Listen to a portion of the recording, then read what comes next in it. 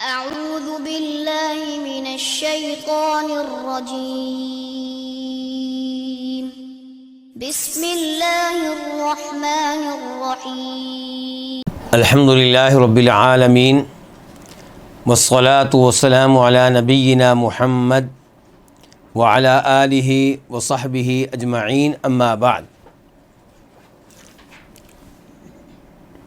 اللہ کے فضل و کرم سے آج ہم کتاب التوحید کے ساتھ ہیں اور آج کا باب نمبر ہے 59۔ باب کیا ہے؟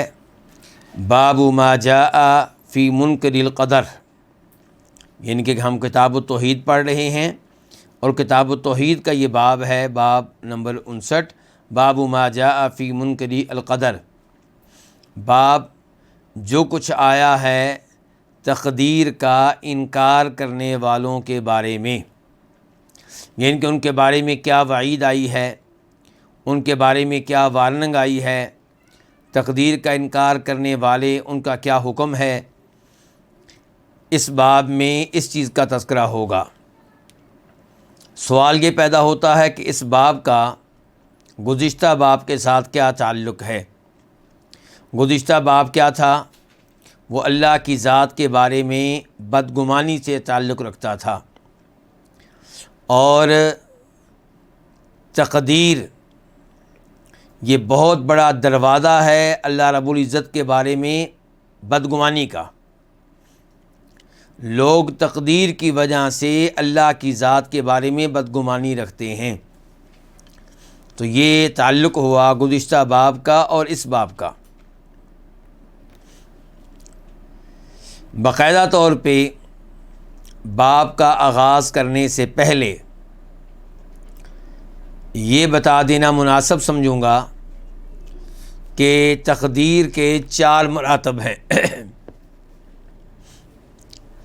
نمبر 1 العلم۔ کیا مطلب ہے؟ یہ عقیدہ رکھنا کہ اللہ رب العزت ہر چیز کے بارے میں پہلے سے علم رکھتے ہیں۔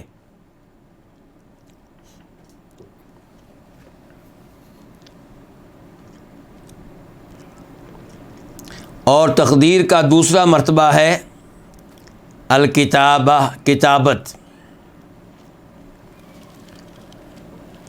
کہ اللہ رب العزت ہر چیز کو پہلے سے لکھ چکے ہیں۔ قیامت تک جو کچھ ہونے والا ہے یہ اللہ رب العزت نے پہلے سے لکھ رکھا ہے۔ تقدیر کا تیسرا مرتبہ ہے المشیئہ، مشیت۔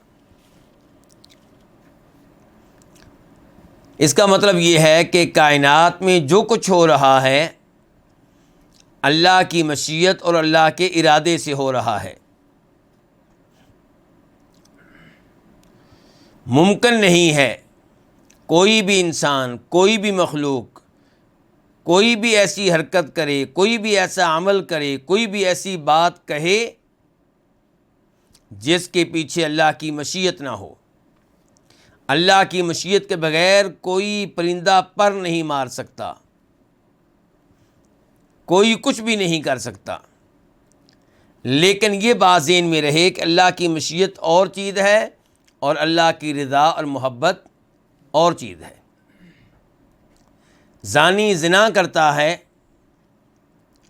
تو کوئی یہ نہ سوچے کہ وہ اللہ کی مشیت کے بغیر کر رہا ہے، بلکہ اس کے پیچھے اللہ کی مشیت ہے۔ اللہ نے چھٹی دی ہے، اللہ نے مہلت دی ہے، اللہ نے یہ گناہ کرنے کی اسے قدرت دی ہے، اسے اختیار دیا ہے، اسے ارادہ دیا ہے۔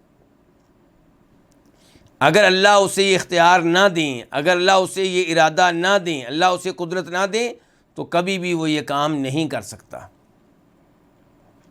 نیکی کرنے والا نیکی کرتا ہے، اس کے پیچھے بھی کیا؟ اللہ کی مشیت اور اللہ کا ارادہ۔ لیکن گناہ کے پیچھے اللہ کی محبت نہیں ہے، بلکہ اللہ نے گناہوں سے روکنے کے لیے انبیاء کرام علیہم السلام کو بھیجا ہے۔ اللہ رب العزت نے آسمانی کتب نازل کی ہیں اور نماز روزے کے پیچھے، تلاوت کلام پاک کے پیچھے اللہ کی مشیت بھی ہے اور اللہ کی محبت اور اللہ کی رضا بھی ہے۔ تو یہ فرق کیا جائے ان دو چیزوں میں۔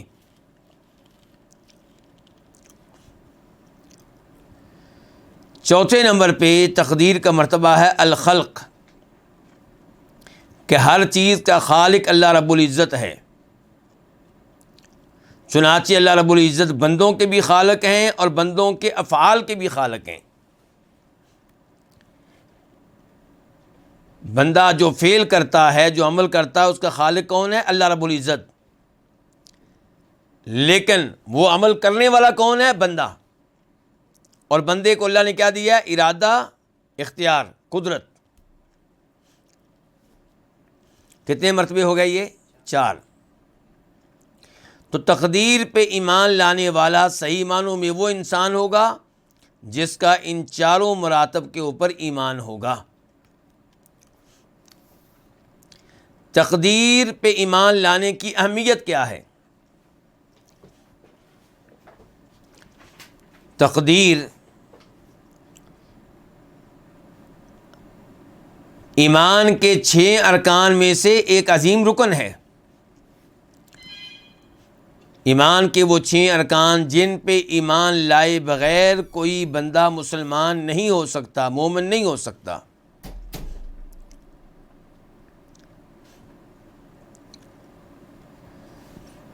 تقدیر پہ ایمان لانے کے اثرات کیا ہیں؟ فوائد کیا ہیں؟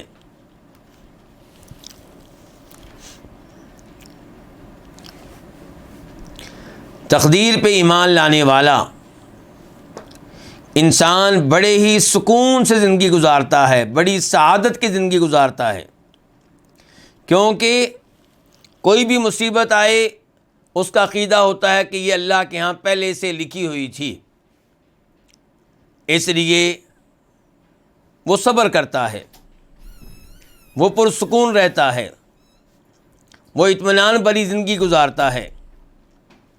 اور اگر کوئی چیز، کوئی ہدف، کوئی ٹارگٹ وہ حاصل نہ کر سکے پھر بھی بہت زیادہ ٹینشن نہیں لیتا، اس کا عقیدہ ہوتا ہے کہ میری تقدیر میں یہ چیز لکھی نہیں تھی۔ تو تقدیر پہ ایمان لانے کے بہت فوائد ہیں۔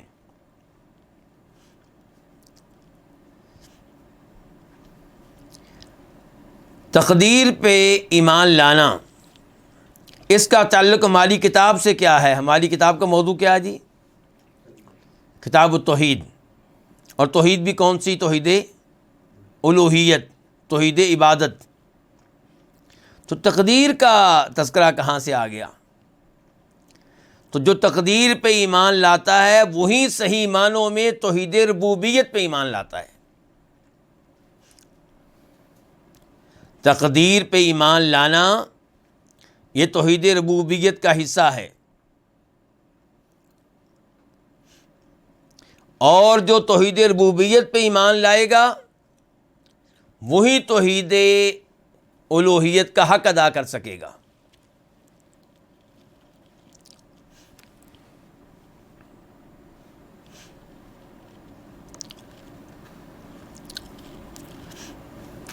یاد رہے کہ تقدیر کا انکار کرنے والے انہیں کیا کہتے ہیں؟ قدریہ۔ کیا کہتے ہیں؟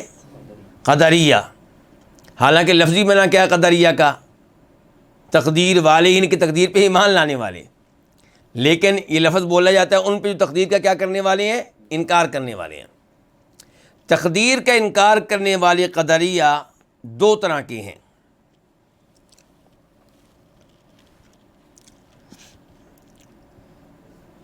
نمبر 1 وہ قدریہ جو یہ عقیدہ رکھتے ہیں کہ اللہ رب العزت کسی چیز کے ہونے سے پہلے اس کے بارے میں علم نہیں رکھتے، اور نہ ہی وہ چیز اللہ تعالیٰ کے ہاں لکھی ہوئی ہے۔ تو تقدیر کے کون کون سے مراتب کا یہ انکار کرتے ہیں پھر؟ جی، پہلے مرتبے علم کا اور دوسرے مرتبے کتابت، دونوں کا یہ انکار کرتے ہیں۔ اور یہ قدریہ ان کا اسلام سے کوئی تعلق واسطہ نہیں ہے. علماء کرام کا ان کے کافر ہونے پہ اتفاق اور اجماع ہے.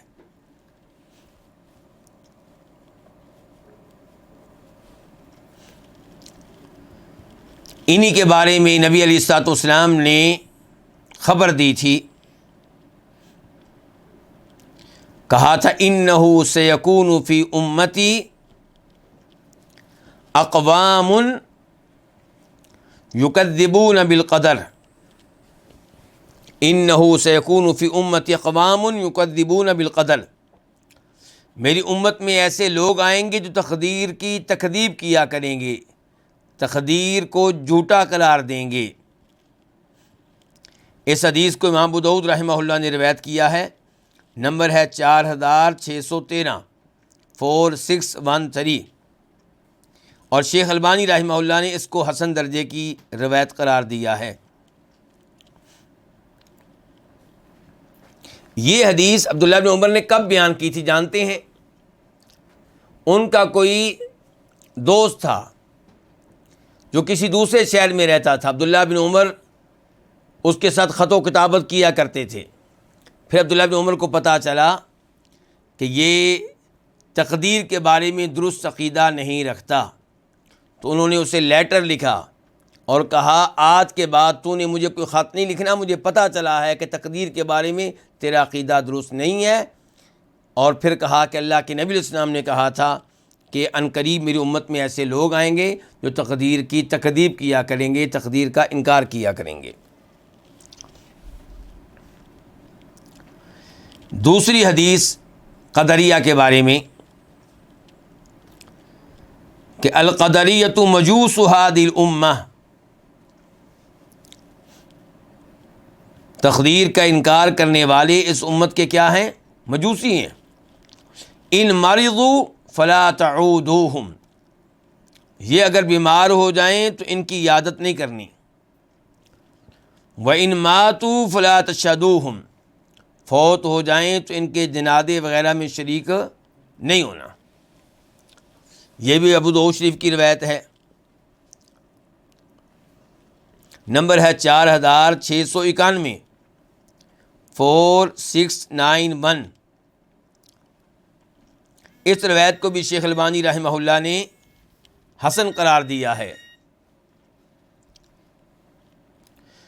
تو یہ جو پہلا گروہ ہے قدری, پہلا گروہ, ان کے بارے میں نے کیا بتایا کہ ان کے کافر ہونے پہ علماء کرام کا کیا ہے؟ اتفاق ہے. اچھا, دوسرا قدری گروہ,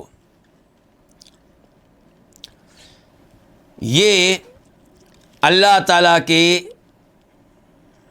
سابق علم پہ ایمان رکھتا ہے,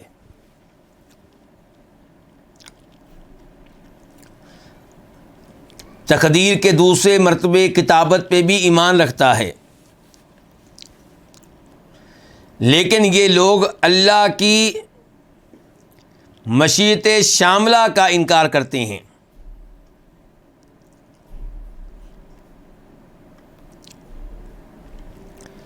اور انہوں نے بندوں کے افعال کو اللہ کی مشیت سے خارج کر دیا ہے.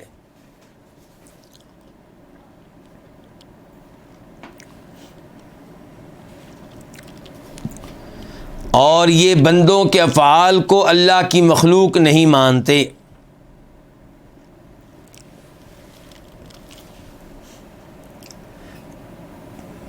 ہاں جی, پہلا جو قدری گروہ تھا انہوں نے کس کا انکار کیا تھا؟ تقدیر کے پہلے اور دوسرے مرتبے کا. انہوں نے کس کا انکار کیا ہے؟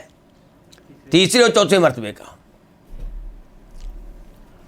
یہ کہنا کیا چاہتے ہیں؟ یہ کہنا چاہتے ہیں کہ بندے جو کرتے ہیں اس میں بالکل آزاد ہیں, اس کے پیچھے کوئی اللہ کی مشیت نہیں ہے. کوئی نماز پڑھتا ہے تو اپنی مشیت سے, اس کے پیچھے اللہ کی کوئی مشیت نہیں, اللہ کا کوئی ارادہ نہیں. اور کوئی گناہ کرتا ہے تو اپنی مشیت سے, اپنے ارادے سے, اس کے پیچھے اللہ کا ارادہ نہیں ہے. اور جو وہ عمل کرتا ہے نیکی ہو یا گناہ اس کا خالق وہ خود ہے، اللہ خالق نہیں ہے۔ ان لوگوں نے اپنی طرف سے اللہ تعالیٰ کو عیب سے دور رکھنا چاہا۔ کس عیب سے؟ ان کے نزدیک یہ عیب والی بات ہے کہ مشیت اللہ کی ہو اور بندہ گناہ کرے تو روز قیامت اس پہ سزا ملے۔ تو انہوں نے کہا اس لیے کیا کہا جائے کہ بندہ جب گناہ کرتا ہے اس کے پیچھے اللہ کی مشیت نہیں ہوتی، اور جو گناہ کرتا ہے اس عمل کا خالق وہ خود ہے۔ اللہ تعالیٰ کو اس عیب سے پاک کرنے کی کوشش میں یہ بھول گیا کہ ہم کتنا بڑا جرم کر رہے ہیں۔ کیا جرم؟ جرم یہ کہ اس کا مطلب یہ کہ خالق ایک نہ ہوا، خالق کتنے ہوئے؟ دو، بے شمار۔ ایک طرف اللہ خالق ہے اور ایک طرف ہر انسان خالق ہے، تو کتنے خالق ہو گئے؟ جبکہ اللہ نے کہا تھا اللہ خالق کل شیء، ہر چیز کا خالق کون ہے؟ اللہ رب العزت۔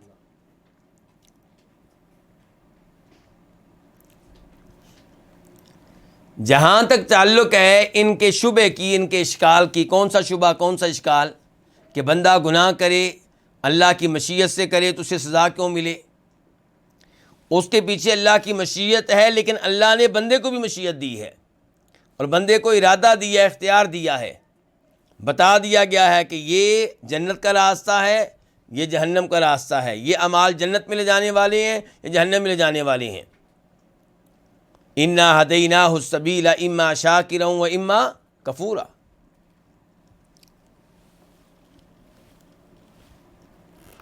یہ جو دوسرا گروہ ہے قدریوں کا، ان کے کافر ہونے نہ ہونے کے بارے میں اختلاف ہے۔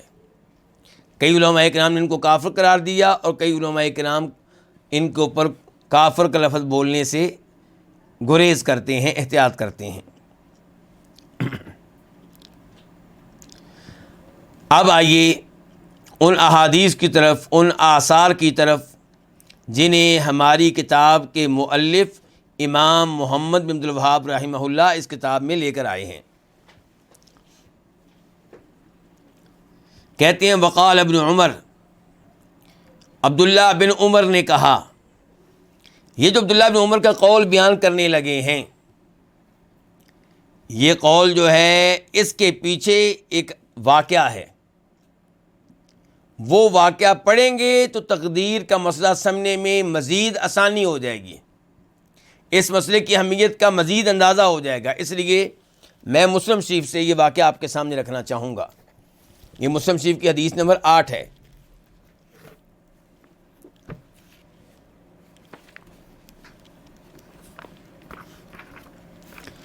ذرا توجہ سے سنیے گا اور اس سے اندازہ ہوگا کہ مسئلہ تقدیر کتنی اہمیت رکھتا ہے، اور جو اس قسم کے مسائل میں گمراہی کا راستہ اختیار کرے اس کے ساتھ ہمارا طرز عمل کیا ہونا چاہیے، ہمارا سلوک کیا ہونا چاہیے، ہم اس کے ساتھ ڈیلنگ کیسے کریں گے۔ یہ راوی ہیں یہاں پہ یحییٰ بن یعمر، ان کو یعمر بھی پڑھا گیا ہے، یعمر بھی پڑھا گیا ہے، تابعی ہیں۔ کہتے ہیں کہ کان اول من قال فی القدر بالبصرۃ معبد الجہنی، کہ بصرہ میں سب سے پہلے جس نے تقدیر کا انکار کیا وہ کون تھا؟ معبد جہنی تھا۔ فانطلقت انا وحمید بن عبد الرحمن الحميري حاجین ومعتمرین۔ یہ راوی کون تھے؟ یحییٰ بن یعمر۔ یہ کہتے ہیں کہ میں اور حمید بن عبد الرحمن حميري حج یا عمرے کے لیے نکلے۔ فقلنا، تو ہم نے کہا، لو لقینا احدا من اصحاب رسول اللہ صلی اللہ علیہ وسلم فسألناہ عما یقول ہؤلاء فی القدر، کاش ہمیں کوئی اللہ کے نبی کے صحابہ کرام میں سے کوئی مل جائے صلی اللہ علیہ وسلم، تو ہم اس سے پوچھیں اس موقف کے بارے میں جو ان لوگوں نے تقدیر کے تعلق سے اپنا رکھا ہے۔ اس سے کیا پتہ چلا کہ جب کوئی گمراہی اٹھے تو جو مستند علماء ہیں ان سے رابطہ قائم کریں، جنہوں نے باقاعدہ دین کا علم سیکھا ہے اور لیا ہے۔ ہوائی باتیں دین کے بارے میں جو کرتے ہیں، یہ شبہات کا ازالہ کرنے میں اور فتنوں میں یہ حجت نہیں ہے، مستند نہیں ہے، ان کو خود رہنمائی کی ضرورت ہے۔ کہتے ہیں فوفق لنا عبداللہ بن عمر بن الخطاب داخلا المسجد، تو ہمیں توفیق اللہ نے یہ دی کہ ہمیں عبداللہ بن عمر مل گئے۔ جب ملے تو وہ مسجد میں داخل ہو رہے تھے۔ فاقتنبتہ انا وصاحبی، تو میں نے اور میرے ساتھی نے، ہم دونوں نے انہیں گھیرے میں لے لیا، ایک طرف وہ ہو گیا ایک طرف میں ہو گیا۔ فظننت ان صاحبی سیکل الکلام الیہ، مجھے معلوم تھا کہ میرا جو دوست ہے وہ مجھ سے کہے گا کہ تم سوال کرو، تو اس لیے میں نے پھر آغاز پہلے کر دیا۔ فقلت، تو میں نے کہا ابا عبد الرحمن، ابو عبد الرحمن کس کی کنیت ہے؟ عبداللہ بن عمر کی۔ میں نے کہا کہ انہ قد ظہر قبلنا ناس یقرؤون القرآن ویتقفلون العلم، کہ ہماری جانب ایسے لوگ سامنے آئے ہیں جو قرآن پڑھتے ہیں اور علم تلاش کرتے ہیں، علم ڈھونڈتے ہیں، علم لینے کی کوشش کرتے ہیں۔ ان کی مزید ان کا تعارف کرایا۔ وَأَنَّهُمْ يَزْعُمُونَ أَن لَّا قَدَرَ، اور ان کا دعویٰ یہ ہے کہ کوئی تقدیر نہیں ہے۔ وَأَنَّ الْأَمْرَ أُنُفٌ، اور ہر معاملہ جب ہوتا ہے تب اللہ کو پتہ چلتا ہے، پہلے سے اللہ کو معلوم نہیں ہوتا کہ یہ ہونے والا ہے۔ اچھا اب بتائیے، دیکھیے ذرا، قرآن پڑھتے ہیں، یہ علم لیتے ہیں، جی لیتے ہیں، ساتھ تقدیر کا انکار کرتے ہیں۔ اب کیا ہم اس طرف دیکھیں گے کہ جناب ان کی خوبی ہے، بڑی تلاوت کرتے ہیں جناب، بڑا علم لیتے ہیں جناب، یا اس طرف دیکھیں گے کہ تقدیر کا انکار کرتے ہیں؟ آج کل بدعتی لوگ، گمراہ لوگ، جب ہم ان کی برائی وعدے کرتے ہیں، ان پہ تنقید کرتے ہیں تاکہ پبلک ان کے شر سے بچ جائے، تو کئی لوگ پریشان ہو جاتے ہیں، کہتے ہیں وہ تو بڑا کام کر رہے ہیں، انہوں نے تو یہ کیا ہے، انہوں نے تو وہ کیا ہے، آپ ان کی خوبیوں کی طرف دیکھیں۔ اللہ کے بندو، جب اتنا بڑا کوئی جرم کرے تو پھر خوبیوں کی طرف نہیں دیکھا جاتا۔ میں یہاں چھوٹی سی مثال دوں گا۔ کسی گھر میں کوئی لڑکی ہو بہت ذہین، اس کا والد اس سے خوش ہو پڑھائی کی وجہ سے، اور اعلان کیا ہو کہ تعلیم کے فلاں مرحلے میں اگر تو نے اتنے نمبرز لیے، یہ گریڈ لیا، تو میں تمہیں یہ انعام دوں گا۔ اس نے ٹاپ کیا جی، فرسٹ پوزیشن لے لی، پہلی پوزیشن لے لی، اور ساتھ ہی خبر ملی کہ اس کے فلاں لڑکے سے گندے تعلقات ہیں۔ اب والد اس کو اچھے نمبر لینے کی وجہ سے شاباش دے گا، یا اس گندی حرکت کی وجہ سے اسے برا بلا کہے گا اور اس سے نفرت کرے گا؟ اس کی ساری اچھائیاں، گھر کے وہ کام کرتی تھی، والدہ کی خدمت کرتی تھی، والد صاحب کی سے محبت کرتی تھی، بہن بھائیوں کا وہ خیال رکھتی تھی، پڑھائی کرتی تھی، ساری خوبیوں کے اوپر پانی پھر جائے گا۔ تو یہاں پہ دیکھیے عبداللہ بن عمر کیا کرتے ہیں، کہتے ہیں فَإِذَا لَقِيتَ أُولَئِكَ، جب تمہاری ان لوگوں سے ملاقات ہوگی، کہ جب واپس جاؤ گے تمہاری ملاقات ہوگی، فَأَخْبِرْهُمْ، ان کو بتا دینا، انی بریء منہم وانہم براء منی، کہ میں عبداللہ بن عمر ان سے لا تعلق، میرا ان سے کوئی تعلق نہیں، اسلام کی اخوت، اسلام کا بھائی چارہ، کوئی میرا ان سے تعلق نہیں، اور وہ مجھ سے لا تعلق۔ یہ اس قدر برات کا اعلان، لا تعلقی کا اعلان کس کے بارے میں ہوتا ہے؟ کسی کافر کے بارے میں۔ والذی یحلف بہ عبداللہ بن عمر، اس ذات کی قسم جس کی قسم اٹھایا کرتے ہیں عبداللہ بن عمر، اپنے بارے میں کہہ رہے ہیں اس ذات کی قسم جس کی میں قسم اٹھایا کرتا ہوں، وہ کون ہے؟ اللہ تعالیٰ۔ اب یہ عبارت وہ آگی جو ہماری کتاب میں موجود ہے، اب کتاب کی طرف آ دیں، دیکھیں، کہتے ہیں کہ والذی نفس ابن عمر بیدہ، اس ذات کی قسم کہ عبداللہ بن عمر کی جان جس ذات کے ہاتھ میں ہے، لو کان لاحدہم، اگر ان میں سے کسی کے پاس کیا ہو مثل احد ذہبا، احد پہاڑ جتنا کیا ہو، سونا ہو، گولڈ ہو.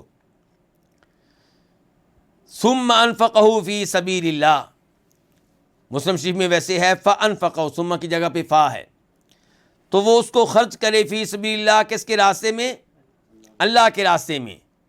ما قبلہ اللہ منہ، اللہ تعالیٰ یہ احد پہ پہاڑ کے برابر سونا اس سے قبول نہیں کریں گے، حتیٰ یؤمن بالقدر، یہاں تک کہ وہ تقدیر پہ ایمان لے آئے. لو جی، اب یہ آدمی اللہ پہ ایمان رکھتا ہے، اللہ کے رسولوں پہ ایمان رکھتا ہے، فرشتوں پہ ایمان رکھتا ہے، آسمانی کتب پہ ایمان رکھتا ہے، اور نمازیں پڑھنے والا ہے، صدقہ خیرات کرنے والا ہے. اوت پہاڑ کے برابر سونا اللہ کی راہ میں دے دیا ہے. عبداللہ بن عمر کہتے ہیں اللہ قبول نہیں کریں گے جب تک کہ تقدیر پہ ایمان نہیں لائے گا. سارے اعمال ضائع، ساری محنتیں ضائع. تقدیر پہ ایمان لانا کس قدر ضروری ہے اس سے آپ اندازہ کر سکتے ہیں. اور ان کے الفاظ سے پتہ چلا کہ ایسا آدمی کیا ہے، کافر ہے. اسی لیے تو اللہ تعالیٰ اس سے یہ صدقہ قبول نہیں کریں گے. ثم استدل بقول النبی صلی اللہ علیہ وسلم، پھر انہوں نے دلیل بنایا، کنہوں نے، عبداللہ بن عمر نے، نبی علیہ الصلوۃ والسلام کی اس حدیث کو.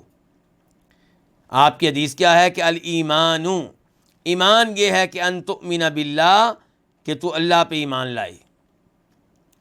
یہ حدیث کون سی ہے بھلا جانتے ہیں؟ اصل میں مسلم شریف میں یہ لمبی حدیث ہے. تو لمبی حدیث میں کیا آتا ہے کہ یہ عبداللہ بن عمر کہتے ہیں کہ میرے والد عمر بیان کرتے ہیں کہ ہم نبی علیہ السلام کی مجلس میں بیٹھے ہوئے تھے اور ایک آدمی داخل ہوا جس کے کپڑے انتہائی سفید، سر کے بال انتہائی سیاہ. یعنی کہ یہ چیزیں کیا بتا رہی ہیں کہ وہ مسافر نہیں ہے. لیکن عجیب بات یہ ہے کہ اسے ہم میں سے کوئی جاننے والا بھی نہیں ہے. اگر مدینے کا ہے تو ہم میں سے کوئی نہ کوئی تو جاننے والا ہوتا. اور اس نے پھر آپ سے سوال کیے تھے، کیا اسلام کسے کہتے ہیں، ایمان کسے کہتے ہیں، احسان کسے کہتے ہیں، قیامت کب آئے گی. جب وہ چلا گیا تو آپ نے صحابہ کرام سے کہا اس آدمی کو لے کر آؤ. انہوں نے باہر جا کے جلدی سے دیکھا تو آدمی نظر، تو آپ نے بتایا کہ یہ اصل میں کون تھے، جبریل علیہ السلام تھے. یہ سوالات کرنے کے لیے آئے تھے تاکہ تمہیں دین کی باتیں معلوم ہو جائیں. تو یہ اس حدیث میں آتا ہے کہ ایمان کس چیز کا نام ہے، ان تؤمن باللہ، کہ آپ اللہ پہ ایمان لائیں. یہ کیا ہوا، ایمان کا پہلا رکن. وملائکتی، اور اس کے فرشتوں پہ ایمان لائیں، یہ کیا ہوا، دوسرا رکن. وکتبہ، اور اللہ کی کتابوں پہ ایمان لائیں، تیسرا رکن. ورسلہ، اور اللہ کے رسولوں پہ ایمان لائیں، چوتھا رکن. والیوم الآخر، اور روز آخرت پہ ایمان لائیں، پانچواں رکن. وتؤمن بالقدر خیرہ وشرہ، اور آپ ایمان لائیں تقدیر پہ، اچھی تقدیر پہ بھی، اور یہ کہ جو آپ کو خوشیاں ملتی ہیں، مال ملتا ہے، رزق ملتا ہے، اولاد ملتی ہے، گھر ملتا ہے، گاڑی ملتی ہے، یہ بھی پہلے سے لکھی ہوئی ہے، اللہ کو معلوم تھی کہ آپ کو ملے گی. اور جو آپ کو مصیبتیں آتی ہیں، آپ پہ پریشانیاں آتی ہیں، شر آتا ہے، وہ بھی تقدیر کا حصہ ہے، وہ بھی اللہ کو پہلے سے معلوم تھا. رواہ مسلم، اس حدیث کو کس نے روایت کیا، امام مسلم نے.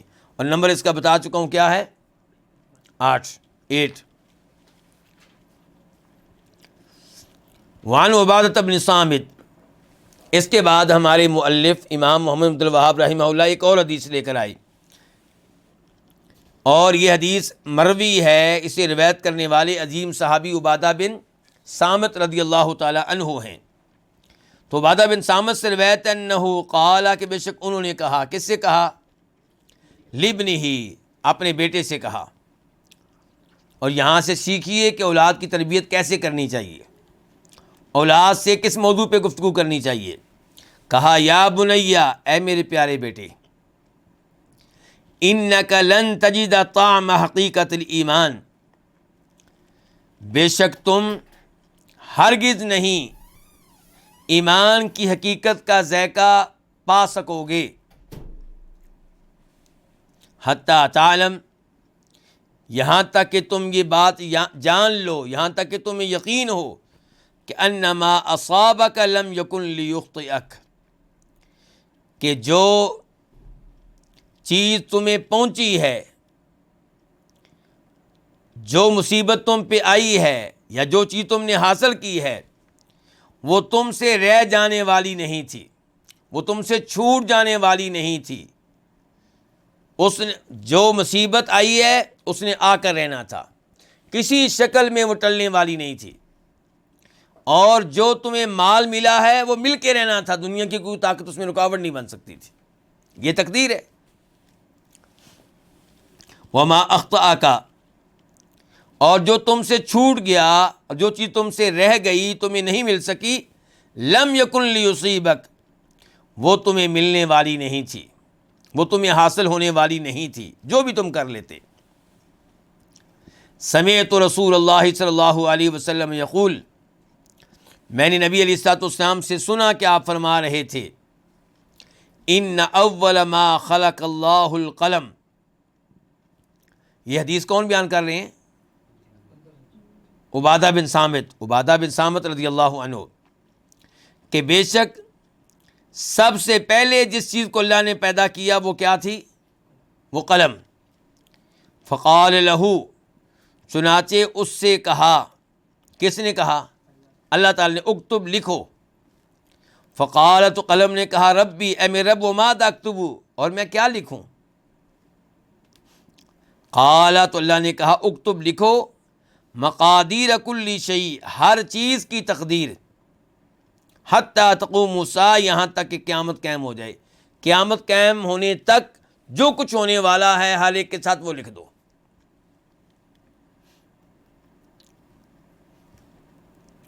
حدیث جاری ہے، چلیں پہلے حدیث مکمل کر لیتے ہیں پھر مزید گفتگو کریں گے۔ یا بنیا، میرے بیٹے، سمعت رسول اللہ صلی اللہ علیہ وسلم یقول، میں نے نبی علیہ الصلوۃ والسلام سے سنا کہ آپ فرما رہے تھے، من مات علی غیر ھذا، جو فوت ہوا اس کے علاوہ کسی چیز پہ، یعنی کہ اس عقیدے کے علاوہ عقیدے پہ، فلیس منی، تو مجھ میں سے نہیں ہے، اس کا مجھ سے کوئی تعلق نہیں ہے۔ اس حدیث کو کس نے روایت کیا ہے؟ امام ابو داؤد نے اس کو روایت کیا ہے،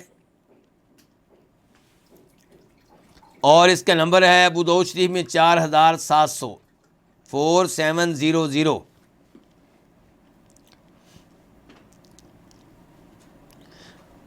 اور اسی طرح اس کو امام احمد نے بھی روایت کیا ہے، اور وہاں پہ نمبر ہے 22705، 22705۔ اس حدیث کو شیخ البانی رحمہ اللہ نے صحیح قرار دیا ہے۔ اس حدیث کا کچھ حصہ رہ گیا ہے، وہ پڑھ لیتے ہیں پھر گفتگو کریں گے۔ وفی روایت لأحمد، اور امام احمد کی ایک روایت میں یہ الفاظ آئے ہیں کہ ان اول ما خلق اللہ تعالی القلم، کہ بے شک سب سے پہلے جس چیز کو اللہ نے پیدا کیا وہ کیا تھا؟ قلم۔ ثم قال له، پھر اللہ نے اس سے کہا، اکتب، لکھو۔ فجرا فی تلک الساعۃ بما هو کائن الی یوم القیامہ، تو وہ چل پڑا، کون؟ قلم، ان کے لکھنے لگا، تو وہ اس گھڑی میں چل پڑا ان امور کے ساتھ جو قیامت تک واقع ہونے والے تھے۔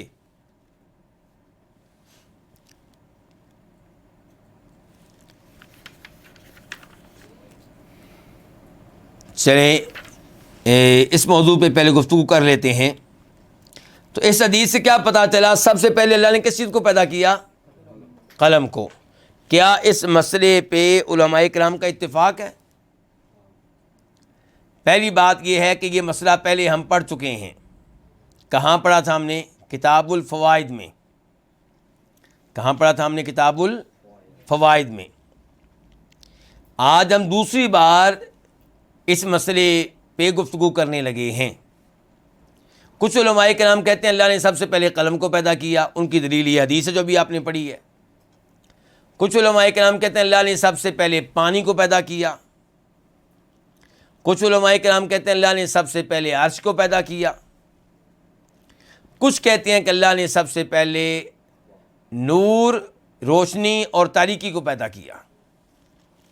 تو یہ کئی اقوال ہو گئے۔ ان اقوال میں سے راجح قول یہ ہے کہ اللہ نے سب سے پہلے عرش کو پیدا کیا۔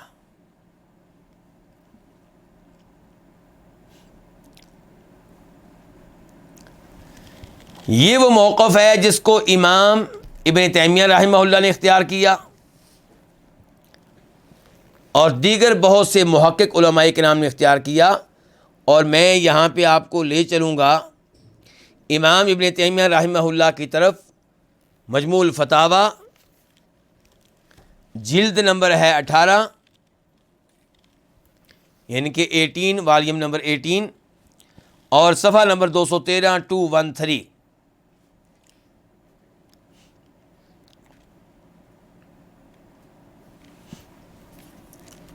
یہاں پہ امام صاحب فرما رہے ہیں فہاد القلم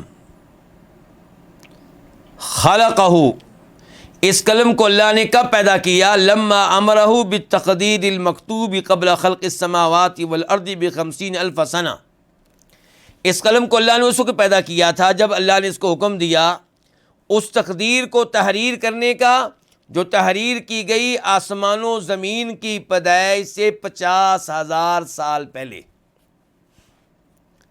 اس سے یہ پتہ چلا کہ قلم پیدا ہوا اور ادھر ہی تقدیر لکھی گئی، ایسے ہی ہے نا۔ وَكَانَ مَخْلُوقًا قَبْلَ خَلْقِ السَّمَاوَاتِ وَالْأَرْضِ، اس سے پتہ چلا کہ قلم جو ہے یہ آسمان و زمین کی پیدائش سے پہلے پیدا کیا جا چکا تھا۔ وَهُوَ أَوَّلُ مَا خُلِقَ مِنْ هَذَا الْعَالَمِ، اور یہ پہلی چیز ہے جس کو پیدا کیا گیا اس جہان میں سے۔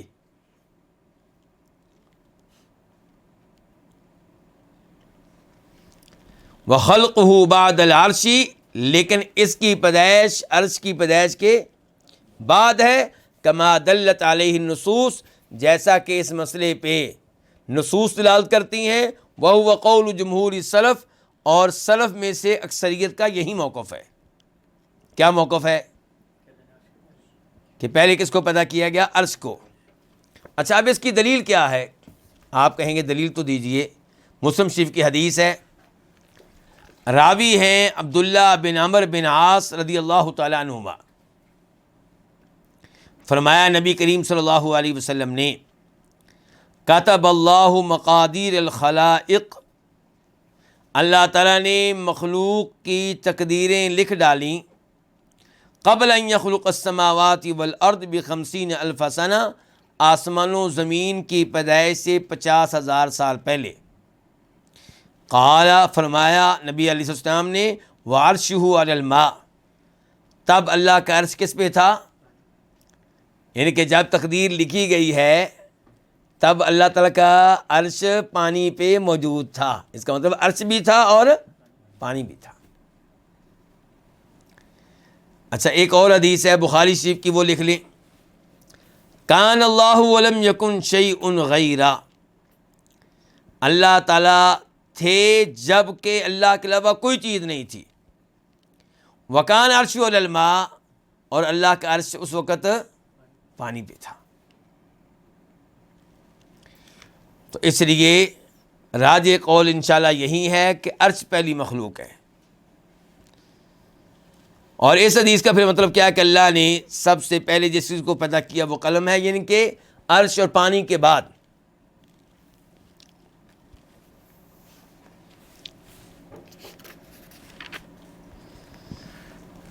اس کے بعد ہمارے امام فرماتے ہیں، امام محمد عبد الوہاب رحمہ اللہ، وفی روایت لابن وہب، اور ابن وہب کی ایک روایت میں ہے۔ ابن وہب کون ہے؟ عبداللہ بن وہب المصری، امام مالک کے بڑے عظیم شاگرد، اور ان کی اپنی کتاب ہے کتاب القدر، اس میں یہ روایت آئی ہے۔ قال رسول اللہ صلی اللہ علیہ وسلم، فرمایا نبی علیہ الصلوۃ والسلام نے، فمن لم یؤمن بالقدر خیرہ وشرہ احرقہ اللہ بالنار، جو اچھی اور بری تقدیر پہ ایمان نہ لائے اللہ تعالیٰ اس کو آگ میں جلائیں گے، اللہ تعالیٰ اس کو آگ کے ساتھ جلائیں گے یا آگ میں جلائیں گے۔ یہ روایت سند کے لحاظ سے ثابت نہیں ہے،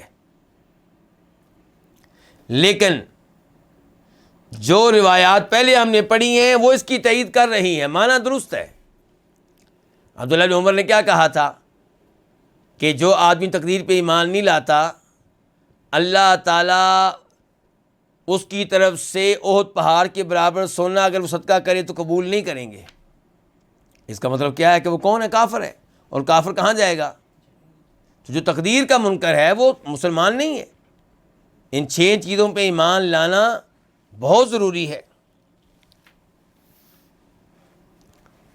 اس کے بعد کہتے ہیں ہماری کتاب کے مؤلف، وفی المسند والسنن، مسند میں ہے، مسند کس کی؟ امام احمد کی۔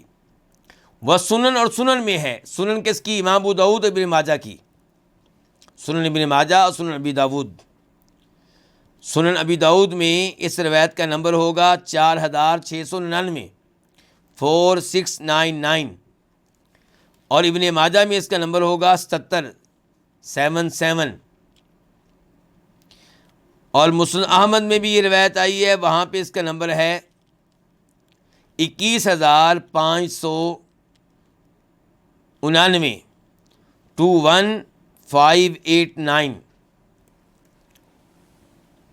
تو مسند احمد میں اور سنن میں روایت ہے کس سے؟ ابن دیلمی سے۔ ابن دیلمی کون ہے؟ عبداللہ بن فیروز۔ یہ کون ہے؟ مشہور قولیہ کے تابعی ہیں، کچھ لوگ کہتے ہیں چھوٹے صحابی ہیں۔ قال، یہ کہتے ہیں عبداللہ بن فیروز جو مشہور ہیں ابن دیلمی کے نام سے، کہ اتیت ابی بن کعب، میں ابی بن کعب کے پاس آیا۔ ابی بن کعب کون ہے جی؟ صحابی ہیں، قرآن کے قاری، جن کے بارے میں حدیث میں کیا آتا ہے کہ نبی علیہ الصلوۃ والسلام نے ابی بن کعب سے کیا کہا تھا کہ اللہ نے مجھے حکم دیا ہے کہ ابی میں تمہیں قرآن کی تلاوت سناؤں۔ ابی بن کعب نے کہا تھا اللہ کے رسول کیا اللہ نے میرا نام لیا ہے؟ فرمایا ہاں تمہارا نام لیا ہے۔ تو ابی بن کعب نے اس خوشی میں رونا شروع کر دیا تھا کہ اللہ نے اس شہنشاہ نے میرا نام لیا ہے۔ تو یہ ابن دیلمی ابی بن کعب کے پاس آئے ہیں، آ کے کیا کہہ رہے ہیں؟ فقلت، تو میں نے کہا، فی نفسی شیء من القدر، میرے دل میں تقدیر کے بارے میں کچھ ہے، یعنی کوئی شک و شبہ ہے، اشکال ہے، میرے دل میں تقدیر کے بارے میں کوئی شک و شبہ ہے۔ اچھا، تقدیر کے بارے میں شک و شبہ ہے تو کس کے پاس آئے ہیں؟ صحابی کے پاس، عالم دین کے پاس، قاری قرآن کے پاس اور مفسر قرآن کے پاس۔ تو جب اشکالات ہوں، شکوک و شبہات ہوں، فتنے ہوں، تو رجوع کن کی طرف کریں؟ مستند علماء کرام کی طرف، جنہوں نے باقاعدہ دین کا علم لیا ہے، شیخ الحدیث قسم کے لوگ۔ تو میں نے کہا جی میرے دل میں تقدیر کے بارے میں کچھ ہے، فحدثنی بشیء، تو آپ مجھے کوئی ایسی چیز بیان کریں، مجھے کوئی چیز بیان کریں، لعل اللہ یذہبہ من قلبی،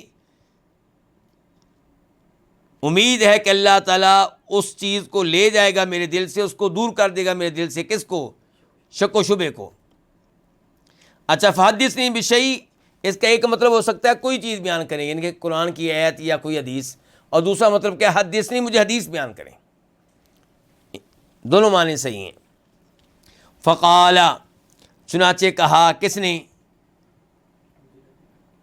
جی ابی بن کعب نے کہا، جی ہاں ابی بن کعب نے کہا، لو انفقتا، کہ اگر تو خرچ کرے، مثل احد ذہبا، احد پہاڑ جتنا سونا، ما قبلہ اللہ منکا، اللہ تعالیٰ یہ سونا جو احد پہاڑ کے برابر ہے تجھ سے قبول نہیں کریں گے، حتیٰ تؤمن بالقدر، یہاں تک کہ تقدیر پہ ایمان لے آؤ۔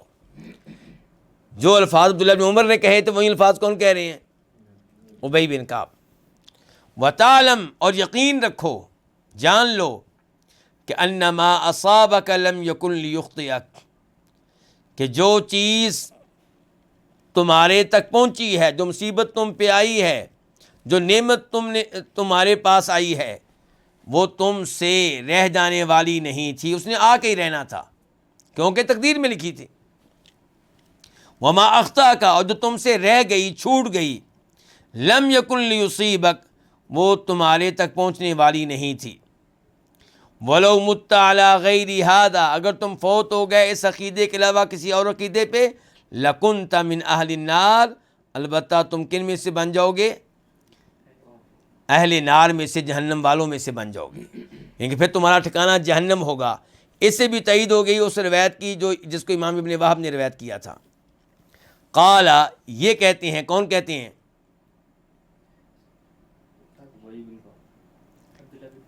ابن دیلمی، جی ہاں، عبداللہ بن فیروز کہتے ہیں، فاتیت عبداللہ بن مسعود، پھر میں عبداللہ بن مسعود کے پاس گیا، وحذیفہ بن الیمان، حذیفہ بن یمان کے پاس گیا، وزید بن ثابت اور زید بن ثابت کے پاس گیا، سب صحابہ ہیں، عظیم صحابہ۔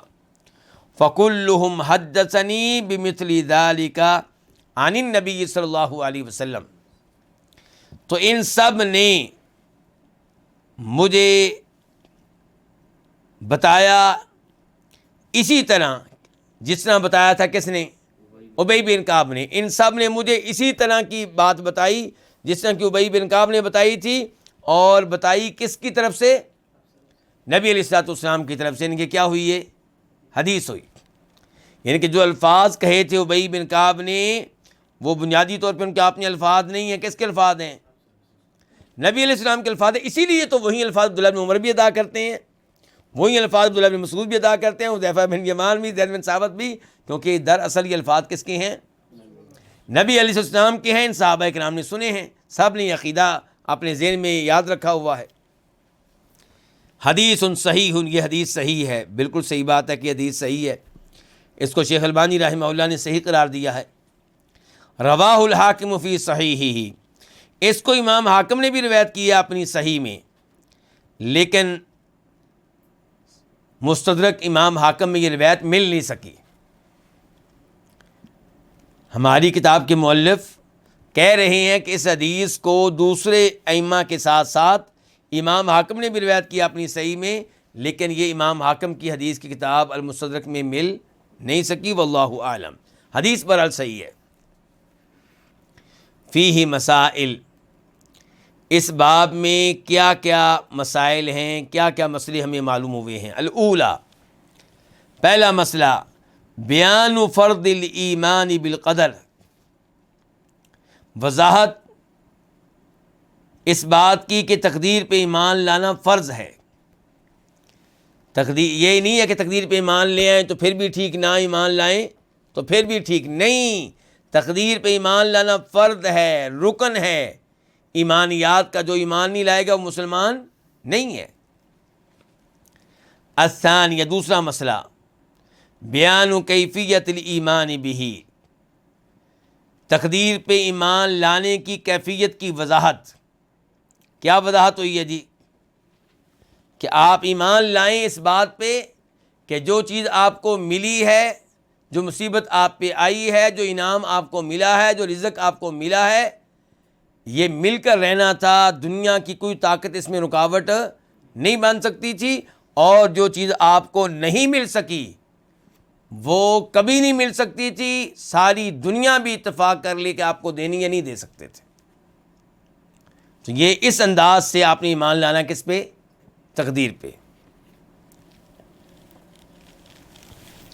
الثالثہ، تیسرا مسئلہ، احباط عمل من لم یؤمن بہ، اس آدمی کے اعمال کا ضائع ہو جانا جو اس پہ ایمان نہ لائے۔ کس پہ؟ تقدیر پہ ایمان نہیں لائیں گے، آپ کی ساری نیکیاں ضائع، جتنی مرضی تہجدیں پڑھیں، جس قدر چاہیں صدقہ خیرات کریں، ہر سال حج کریں، عمرے کے اوپر عمرہ کریں، کوئی فائدہ ہونے والا نہیں ہے، سارے اعمال ضائع ہو جائیں گے جب تقدیر پہ ایمان نہیں ہوگا۔ الرابعہ، چوتھا مسئلہ، الاخبار، اس بات کی خبر دی گئی ہے کہ بِأَنَّ أَحَدًا لَا يَجِدُ طَعْمَ الْإِيمَانِ، کوئی بھی ایمان کا ذائقہ نہیں چکھ سکتا یہاں تک کہ اس پہ ایمان لے آئے۔ کس پہ؟ تقدیر پہ۔ تقدیر پہ ایمان لانے والا، تقدیر پہ ایمان نہ لانے والا ایمان کا ذائقہ اور ایمان کی حلاوت کو محسوس نہیں کر سکتا۔ الخامسہ، پانچواں مسئلہ، ذکر اول ما خلق اللہ، تذکرہ ہوا ہے اس پہلی چیز کا جس کو اللہ نے پیدا کیا تھا۔ تذکرہ کس کا ہوا؟ قلم کا۔ اور یوں لگتا ہے کہ ہماری کتاب کے مؤلف امام محمد بن عبد الوہاب رحمہ اللہ اس بات پہ یقین رکھتے ہیں کہ پہلی چیز کیا ہے؟ قلم ہے۔ جبکہ درست موقف میں بتا چکا ہوں کیا پہلی چیز کیا ہے؟ عرش ہے۔ السادسہ، چھٹا مسئلہ، انہ جرا بالمقادیر فی تلک الساعۃ الی قیام الساعہ، کہ وہ چل پڑا، کون؟ قلم، کس چیز کے ساتھ؟ تقدیر کے ساتھ، حالق کی تقدیر لکھنے لگ گیا، فی تلک الساعہ، اسی گھڑی میں۔ کون سی گھڑی میں؟ جب اس کو پیدا کیا گیا، اس نے تقدیریں لکھی، کب تک کی؟ قیامت قائم ہونے تک کی۔ السابعہ، ساتواں مسئلہ، براءتہ صلی اللہ علیہ وسلم ممن لم یؤمن بہ، نبی علیہ الصلوۃ والسلام بری ہیں، لا تعلق ہیں اس آدمی سے جو اس پہ ایمان نہ لائے۔ کس پہ ایمان نہ لائے؟ تقدیر پہ ایمان نہ لائے۔ الثامنہ، آٹھواں مسئلہ، عادت السلف فی ازالۃ الشبہۃ بسؤال العلماء، سلف کی عادت تھی شکوک و شبہات کے ازالے کے معاملے میں، کیا عادت تھی؟ علماء سے سوال کرنا۔ تو پتہ چلا کہ شکوک و شبہات کا ازالہ چاہتے ہیں تو رجوع کن کی طرف کریں؟ علماء کی طرف، ثقہ علماء، مستند علماء، جنہوں نے صحیح معنوں میں قرآن و حدیث کا علم لیا ہے، ان کے ساتھ دوستی لگائیں، ان کے ساتھ اٹھنا بیٹھنا اپنا کر دیں، ان کے دروس میں حصہ لیا کریں، جہاں وہ جمعہ پڑھائیں وہاں پہ آپ حاضر ہوں، تاکہ آپ کے شکوک و شبہات کا ازالہ ہو جائے، اور سلف کی یہی عادت تھی۔ اسی لیے عبداللہ بن عمر کی طرف رجوع کیا کس نے؟ یحییٰ بن یعمر اور ان کے ساتھی نے، اور ابن دارمی نے کس کی طرف رجوع کیا؟ ابی بن کعب کی طرف۔ التاسعہ، نواں مسئلہ، ان العلماء اجابوہ بما یزیل الشبہہ، کہ علماء کرام نے اس کو جواب دیا، کس کو؟ جس کے ہاں اشکال پیدا ہوا تھا، اشکال دیا، جواب دیا اس کو ایسے امور کے ساتھ جو شکوک و شبہات کا ازالہ کر سکیں، عبداللہ بن عمر نے بھی اور ابی بن کعب نے بھی۔ اور وہ کیا چیز تھی؟ وذالک انہم نسبوا الکلام الی رسول اللہ صلی اللہ علیہ وسلم فقط، انہوں نے گفتگو کو، کلام کو منسوب کیا صرف نبی علیہ الصلوۃ والسلام کی طرف، یعنی کہ صرف آپ کی احادیث بیان کی۔ تو پتہ چلا احادیث سے شکوک و شبہات کا کیا ہوتا ہے؟ ازالہ ہوتا ہے، عقیدے میں پختگی پیدا ہوتی ہے۔ پتہ چلا کہ نبی علیہ السلام کی احادیث کا مطالعہ جاری رہنا چاہیے، پوری زندگی آپ کی احادیث پڑھتے رہیں، تاکہ ایسے شکوک و شبہات سے آپ محفوظ رہ سکیں، اور تاکہ آپ کا ایمان تازہ رہے اور آپ کا دل زندہ رہے، اور اللہ تعالیٰ اس کو شیطان کے حملوں سے، وسوسوں سے محفوظ رکھے۔ اللہ رب العزت سے دعا کہ اللہ تعالیٰ ہمیں صحیح معنوں میں تقدیر پہ، تقدیر کے مراتب پہ ایمان لانے کی توفیق بخشے، اور اللہ تعالیٰ ہمیں دنیا سے اس حال میں اٹھائے کہ ہم اللہ تعالیٰ پہ راضی ہوں، اللہ تعالیٰ ہم پہ راضی ہوں، اور اللہ تعالیٰ ہمیں بغیر کسی حساب کتاب کے جنت میں جانے والوں میں سے بنا دے۔ وصلی اللہ تعالیٰ علی نبینا محمد وعلی آلہ وصحبہ اجمعین۔